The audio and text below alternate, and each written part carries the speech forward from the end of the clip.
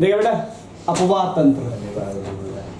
देखिए अपवाह क्या होता है, एक वाहिका होगी, पहाड़ आप देखते होइएगा, पहाड़ पे जो बारिश होता है ना, जैसे पहाड़ पे बारिश हो रहा है तो धारा जो है ना एक तरफ ही नहीं आती है, बहुत तरफ धारा चली जाती है। एक धारा इधर चली गई, फिर एक धारा ऐसे आ गई, ऐसे आ गई, फिर एक धारा इसमें आके मिल गई, फिर एक धारा इसमें आके मिल गई, एक धारा फिर इसमें आके मिल गई। अब देखिए ये जो धारा थी वो पतली धारा थी, ये धारा आई तो थोड़ी सी धारा मोटी हो गई होगी, फिर ये धारा आई होगी तो थोड़ा और मोटी हो गई होगी, फिर ये धारा और मिली होगी तो थोड़ा और क्या हो गई होगी, मोटी। इस तरह से है ना एक नदी का स्वरूप बन जाता है, पानी बह रहा है। तो इसी को हम बोलते हैं अपवाह। क्या बोलते हैं? अपवाह। इंग्लिश में बोले तो इसी को बोलते हैं ड्रेनेज। क्या बोलते हैं? ड्रेनेज। तो देखिए निश्चित वाहिकाओं के माध्यम से हो रहे जल प्रवाह को अपवाह कहते हैं। ये जो थी ना वाहिकाएं थी, वाहिकाएं, और ये जैसे जैसे बढ़ता जाएगा, वाहिका से मिलता जाएगा, वैसे वैसे क्या होगा, इसका जो पानी का जो है ना आयतन वो बढ़ता जाएगा। और ये जो पूरा सिस्टम है उसी को हम वाहिकाओं का जो जाल होगा उस पूरे सिस्टम को हम क्या बोलेंगे? अपवाह तंत्र, ड्रेनेज सिस्टम।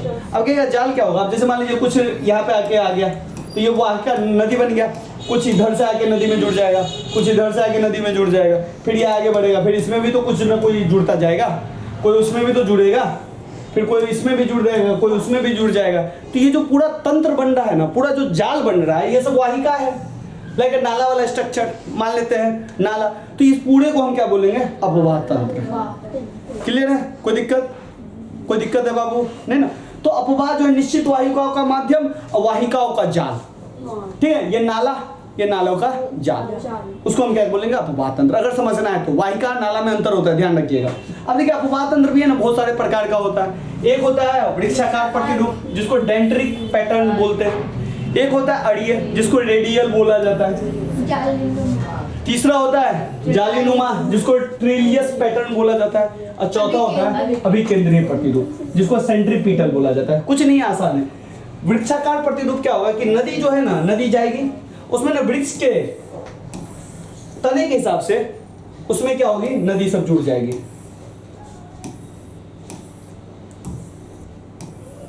ये इस तरह से इसको वृक्षाकार रूप कहेंगे।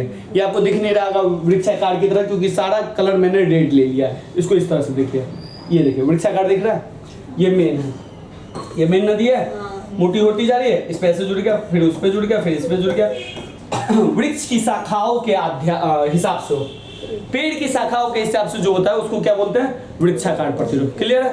इसको हम फिर से समझाएं। मान लीजिए एक मेन नदी है, ये नदी है, इसमें एक नदी आ गई, ठीक है, फिर इसमें भी कोई नदी आ गई, फिर इसमें भी कोई नदी आ गई, फिर इसमें भी, फिर इसमें भी, कोई इसमें, फिर इसमें, फिर इसी तरह इसमें भी, इसमें भी, इसमें भी, इसमें भी। तो देखिए वृक्षाकार बन रहा है कि नहीं, वृक्ष की शाखाओं की तरफ फैल रहा है कि नहीं, तो उसको क्या बोलेंगे? वृक्षाकार प्रतिरूप। और ये प्रतिरूप क्या होगा कि मान लीजिए कि एक पहाड़ है, जिस पहाड़ पे क्या हो रहा है, बारिश हुआ।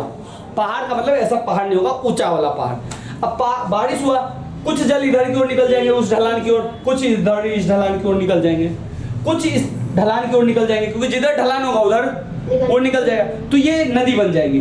तो ये देखिए एक ढलान से मतलब एक जगह से हर डायरेक्शन में जा रहा है, इधर भी जा रहा है, इधर भी जा रहा है, इधर भी जा रहा है। तो इस तरह के स्वरूप को हम क्या बोलेंगे? अड़िये प्रतिरूप। लाइक इस तरह से देख लीजिए, समझे? तो इस तरह से एकदम नहीं मिलेगा। जैसे भारत में अमरकंटक का प्लेटू है, वो एक ही जगह से नर्मदा नदी इधर को निकल जाती है, सोन नदी बाद में इधर से निकल के गंगा में मिल जाती है, ये अमरकंटक के प्लेटू से निकलती है। तो कुछ इस तरह का ही यहाँ पे व्यवहार दिख रहा है। एक जगह जहाँ से नदियाँ अलग अलग दिशा, एक ही जगह से है, कमोबेश ओरिजिन एक ही है, ओरिजिन एक ही जगह है। अब अमरकंटक का प्लेटू का मतलब एक ही जगह से नहीं इधर से इधर जा रहा है, अमरकंटक का प्लेटू है पूरा बड़ा जगह, और ये कुछ इधर से कुछ इधर ढलान से निकल जाती है। तो इस तरह के प्रतिरूप को हम क्या बोलते हैं? रेडियल पैटर्न या अड़िये प्रतिरूप। थर्ड होता है जालीनुमा प्रतिरूप। जालीनुमा में क्या होगा? समांतर क्रम में बांट देगा। ये जैसे देखें, ये देखिए, ये नदी है, उस पे ये नदी मिल गया, फिर ये 90 डिग्री से मिल गया। तो देखिए समांतर नदी का तंत्र जो चल रहा है ना, उसी को बोलते हैं जालीनुमा प्रतिरूप। अब ये कैसे, एक नदी गया, ठीक है, इसमें समांतर रूप से ये नदी मिल गया, ठीक है, इसमें समांतर रूप से ये नदी मिल गया, समझे? फिर ये नदी गया ऐसे करके, फिर ये आगे इसमें मिल जाएगा, और इसमें कोई और मिल गया, या इसमें कोई और मिल गया। जालीनुमा समांतर रूप से, जाल की तरह दिख रहा है ना, तो इस तरह के प्रतिरूप को क्या बोलेंगे? जालीनुमा प्रतिरूप। बात समझे? एक तो हमने वृक्ष की शाखाओं की तरह देखा, ब्रांच की तरह, एक हमने देखा एक जगह वहां से हर जगह जा रहा है, फिर हमने देखा समांतर रूप से जाल की तरह। चौथा अभिकेंद्रीय प्रतिरूप। अभिकेंद्रीय प्रतिरूप में कुछ नहीं होगा, एक जगह होगा जहां से इधर से भी नदी आ जाएगी, इधर से भी नदी आ जाएगी और इधर से भी नदी आ जाएगी, एक ही जगह नदी खत्म। यहाँ पे क्या हो रहा है? एक ही जगह से नदी जा रही थी और यहाँ पे एक ही जगह पे नदी आ रही है। तो जहाँ पे जा रही थी उसको अड़िये बोलेंगे, रेडियल, और जहाँ पे आएगी उसको सेंट्रीपिटल बोलेंगे, अभिकेंद्रीय। भारत में कच्छ का रण ऐसा है जहाँ पे एक ही जगह पे नदी आके खत्म हो जाती है। समझे? भारत में ऐसे बहुत सारे नदी है जो अपना पानी जो है ना अरब सागर या बंगाल की खाड़ी में नहीं गिराती है। तो इस तरह के पैटर्न को इस तरह से देखिए, एक ही है बट ध्यान रखिए एरो है इधर आ रही है, समझे? उसमें क्या था? एरो इधर जा रही थी, बस समझे? आना और जाना अंतर है, इस बात को ध्यान रखिएगा। क्लियर है? अब देखते हैं। अच्छा, भारत के अपवाद तंत्र को मोटे तौर पे हम दो हिस्सों में बांटते हैं। एक जो हिमालय से नदी निकलती है, हिमालय के बारे में आपने सेकंड चैप्टर में, पहले वाले चैप्टर में पढ़ा है किस तरह के हिमालय है। तिब्बत या हिमालय से निकलने वाली नदियां जो है तीन प्रमुख है, तो इसको थोड़ा सा कलर चेंज करके आपको हम बता देते हैं। एक तो है आपका सिंधु नदी, इधर जाती है, एक है ब्रह्मपुत्र नदी, ठीक है, और एक है गंगा नदी, ठीक है। ये जो हिमालय से जो निकलती है नदियां उसको बोलते हैं हिमालय नदियां, ठीक है। और जो प्रायद्वीपीय भारत, ये जो प्रायद्वीपीय भारत का है, जैसे गोदावरी निकलती है, कृष्णा निकलती है, कावेरी निकलती है, इधर नर्मदा निकलती है, इधर तापी निकलती है, तो प्रायद्वीपीय भारत से जो नदियां निकलती है उसको हम बोलते हैं प्रायद्वीपीय नदियां। क्लियर है इतना? तो गंगा, हिमालय नदियों में तीन नदी इंपॉर्टेंट है, बहुत मेजर इंपॉर्टेंट है, इसको ना आराम से पढ़ेंगे प्रेम से। सिंधु नदी, गंगा नदी, ब्रह्मपुत्र नदी। जब मैं सिंधु नदी बोल रहा हूँ तो पूरा सिंधु नदी तंत्र, इसकी जितनी भी सहायक नदी है सब पढ़ेंगे, झेलम, रावी, ब्यास, सतलज, समझे? ये सब पढ़ेंगे।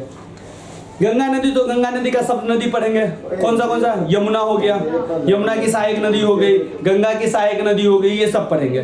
फिर ब्रह्मपुत्र नदी, तो इसमें हमने ये दोनों सबसे ज्यादा देखेंगे, सबसे ज्यादा देखना ही है, ठीक है। इसमें थोड़ा सा देखेंगे, इसमें तो एकदम कम देखेंगे, बस इसकी सहायक नदियां देख लेंगे, एक बार समझ लेंगे कि सहायक नदी है, बिल्कुल। और प्रायद्वीपीय नदियों में नर्मदा, तापी तो एकदम आसान है, गोदावरी, कृष्णा, कावेरी, ये थोड़ा सा पढ़ना पड़ेगा क्योंकि ये बहुत इंपॉर्टेंट नदी है। ये दक्षिण भारत की नदियां हैं, समझे? तो उत्तर भारत की हिमालय नदियां ये तीन, और दक्षिण भारत की या बोले तो प्रायद्वीपीय भारत की ये नदियां, 5 नदी हमें पढ़ना है। अब देखिए 5 दिन 8 ही नदी नहीं है, इस सभी नदी को पढ़ते पढ़ते हम 80 नदी को कवर कर लेंगे, 80 से ज्यादा ही कर लेंगे, क्योंकि सिंधु नदी में 7-8 नदी के बारे में पढ़ना पड़ेगा आपको, गंगा नदी में कम से कम आपको 20 नदी के बारे में पढ़ना पड़ेगा, समझे? इसमें ब्रह्मपुत्र में 7-8 को तो पढ़ना ही पड़ेगा। तो इस तरह से हम जाते जाते ना 70-80 नदी तो आराम से कवर हो जाएगा। बस आपको देखना है नदी का नाम सुनना है, जो आपको सुना सुना लगे, सुना सुना ना लगे, ठीक है ना। अब देखिए जब अपवाद तंत्र है जिसको हमने 2 हिस्सों में बांटा है, हिमालय नदियां और सेकंड प्रायद्वीपीय नदियां, तो उसको किसी न कुछ रीजन के हिसाब से हमने बांटा होगा। तो इसका जो है पहले देख लेते हो वो कारण क्या है। हिमालय अपवाद तंत्र को देखें पहले तो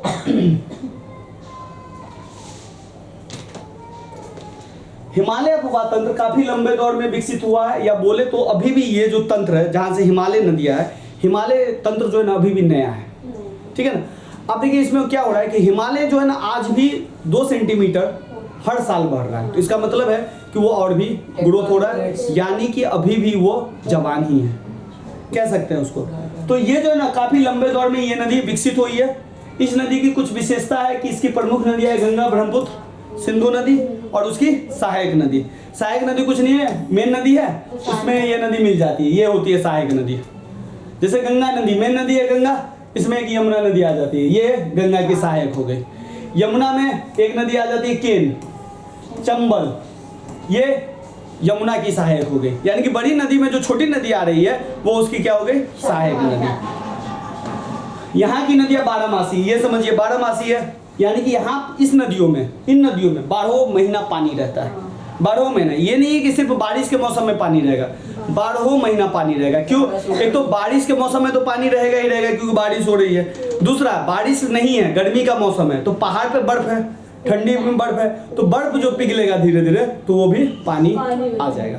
तो जो हिमालय नदियां है उसमें आपको वर्ष भर 12 महीना पानी रहेगा। बात समझे कि नहीं समझे इसको? ये नदियां गहरे गौर्ज से गुजरती है। अब गहरा गौर्ज क्या होता है इसको भी जान लीजिए। आप देखिए पहाड़ है, बड़ा बड़ा पहाड़ होगा, पहाड़ है, अब पहाड़ से ये नदियाँ पानी गुजारेगी, अब मतलब पानी गिरेगी पहाड़ से।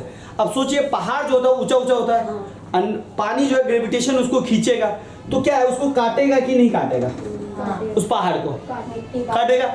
अब काटेगा ना तो कुछ इस तरीके का शेप कर देगा, नाला की तरह इस तरह का शेप कर देगा, इस तरह का एकदम गड्ढा टाइप से कर देगा, ये इधर गड्ढा हो जाएगा, ये इधर गड्ढा, यानी कि कुछ इस तरीके का शेप कर देगा पानी, नीचे वाला हिस्सा और काटते जाएगा। तो इसी को कहते हैं भी शेप घाटी बना देगा, या गड्ढे गड्ढे गॉर्ज बना देंगे। गड्ढा गड्ढा क्या बना देगा, गॉर्ज, क्योंकि पानी तो बहेगा, पानी बहेगा तो अपने साथ तो गाद बालू मिट्टी लाएगा ना, तो उसी को काट काट के लाएगा ना। तो पहले तो ऊंचाई पे बढ़ा तो ऐसे, फिर नीचे वाला पार्ट उसको काटना स्टार्ट करेगा, तो वो ना कुछ इस तरीके से बन जाएगा, इस तरह से।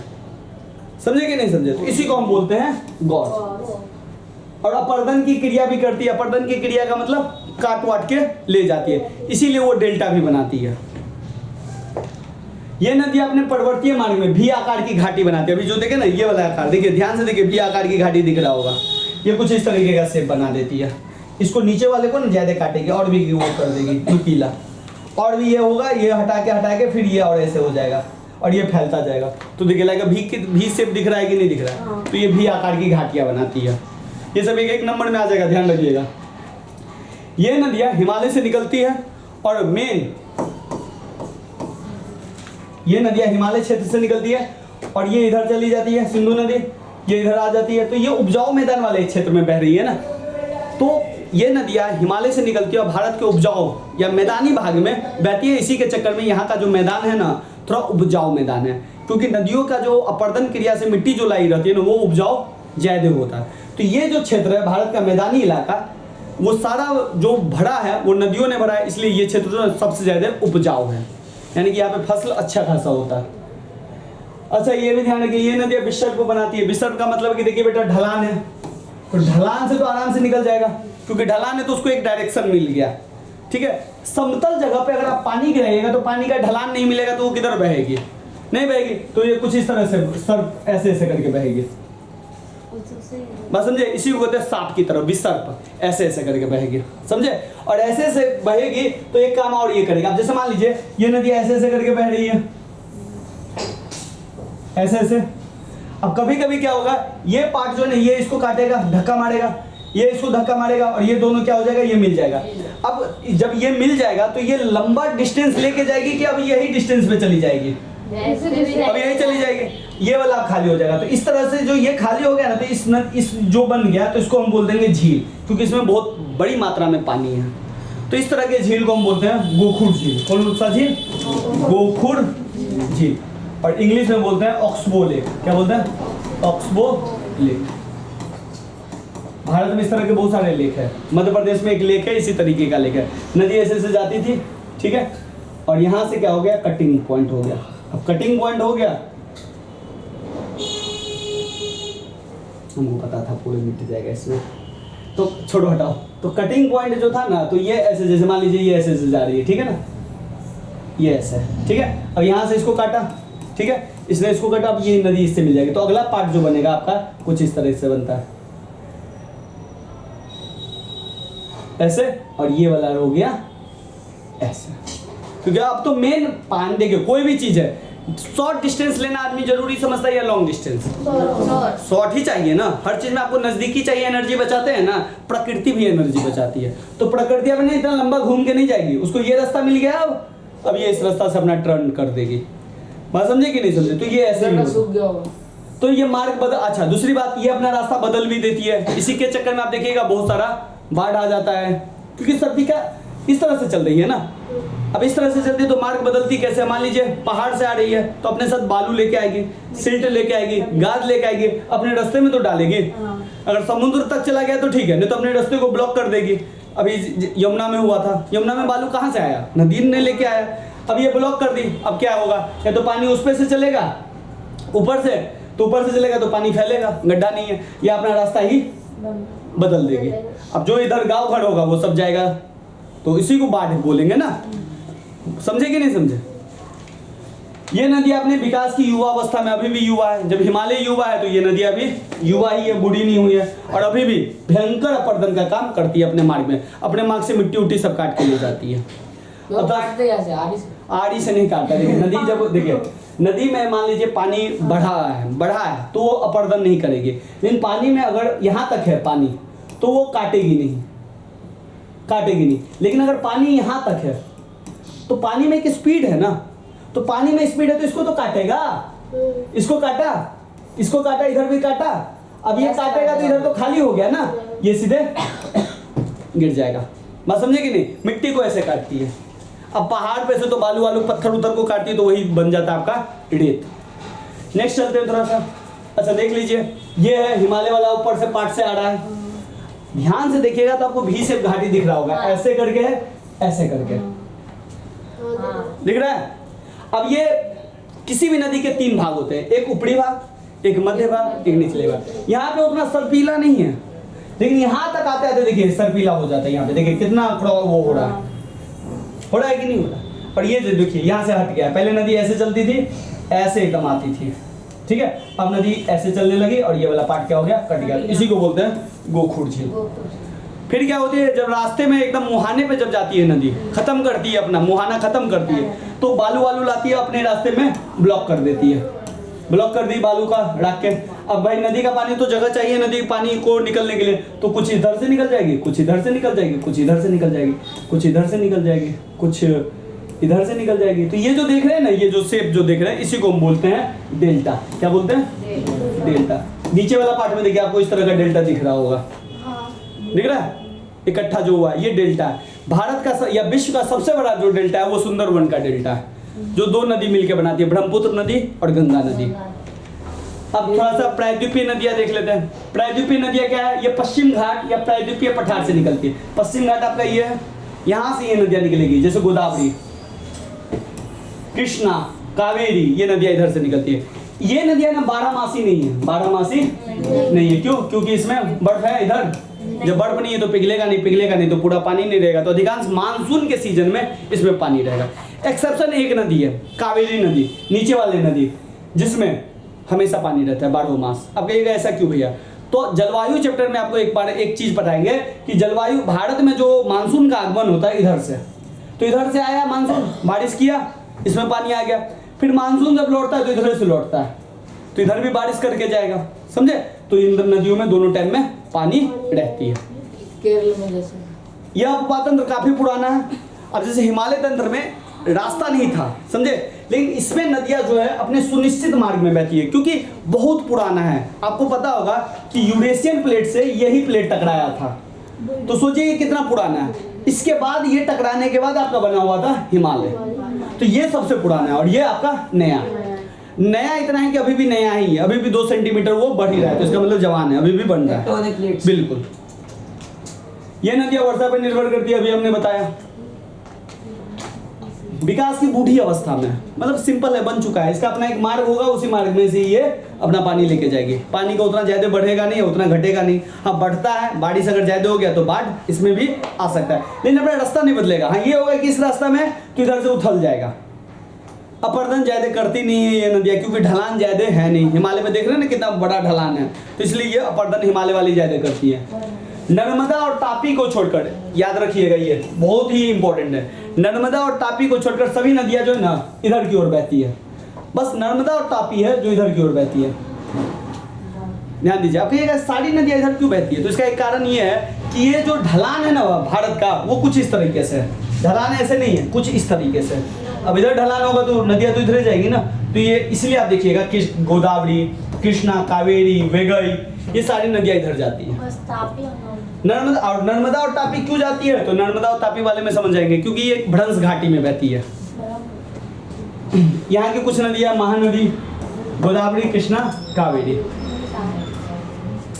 ध्यान रखिएगा, दक्षिण भारत की सबसे लंबी नदी है आपकी गोदावरी, जिसकी लंबाई 1465 किलोमीटर। और ये भी ध्यान रखिएगा कि इसको है ना दक्षिण की गंगा भी कहा जाता है, दक्षिण की गंगा। अब देखिए, हमने अपवाद तंत्र को 2 हिस्सों में बांटा था, एक हिमालय और एक प्रायद्वीपीय। एक आधार और है बांटने का, एक आधार है कि ये नदियां किधर जा रही है, अरब सागर में अपना पानी गिरा रही है या अच्छा बंगाल की खाड़ी, अरब सागर पता है ना, इधर कौन सा सागर है, अरब सागर। इधर क्या है, बंगाल की खाड़ी को बे ऑफ बंगाल भी बोलते हैं। ठीक है ना। तो जो नदियां अरब सागर में गिराएगी तो उसको अरब सागर वाली नदी कह देंगे, और जो बंगाल की खाड़ी में गिराएगी बंगाल की खाड़ी। तो देख लेते हैं बेटा, ये है, देख लीजिए, लूनी नदी, साबरमती, माही, नर्मदा और तापी, इसको तो याद रखिएगा। ये सब नदी जो है, लूनी नदी तो देखिए, लूनी नदी तो जब नहीं करती है सागर में, ये स्थल पे ही खत्म हो जाती है। तो ये सब जो नदियां है, जैसे मांडवी है, जैसे शरावती है, तो ये सब जो नदियां है, पेरियार नदी है, ये सब अपना पानी कहाँ गिराती है? अरब सागर में।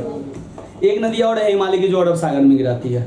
यहाँ से सिंधु नदी निकलती है, जम्मू कश्मीर में जाती है, पाकिस्तान होते हैं, अरब सागर में गिरा देती है। समझे? वो एक दो ऐसी नदी है ना जो हाँ, हिमालय से निकलने वाली, बिल्कुल। ऐसे सिंधु की सहायक भी नदी तो हो जाएगा ना उसमें। अब देखिए, बंगाल की खाड़ी में गंगा, बंगाल की खाड़ी, ब्रह्मपुत्र, बंगाल की खाड़ी, कृष्णा, कावेरी, स्वर्णरेखा, ब्राह्मणी, वैतरणी, गोदावरी, कृष्णा, वेन्नार, कावेरी, वेगई, ताम्रपानी, ये सब नदियां जो है किधर गिरा रही है अपना पानी? बंगाल की खाड़ी में। चैप्टर खत्म। चैप्टर नहीं खत्म हुआ।